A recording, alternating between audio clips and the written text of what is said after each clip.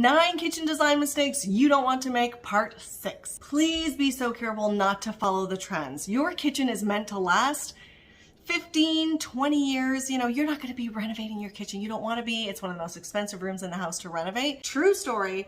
I love my black bathroom. I have black cabinetry in my bathroom, white finishes. I love it. Beautiful wallpaper, as you can see here. I was considering, because I was getting sucked into all of these black kitchens, the modern farmhouse look, and I was thinking, oh, maybe I should do black cabinetry, you know, and then the oak shelving, right? But no, I got talked off the ledge by my good friend Maria Killam. And I said to Maria, this is trendy, right? Like, this is what I'm liking right now. And she's like, what's your favorite color? And I said, my favorite color is purple. And so have a look. So this isn't actually purple because I didn't want to paint purple. I'd thought about it before, and I didn't want it to be like an aubergine or like, you know, a plum color. You know, but then with Maria Killam's boards that I have, I found Kensington blue, which is beautiful, purpley blue. I paired it with plates that my mother-in-law gave us. That was actually the inspiration for the color scheme.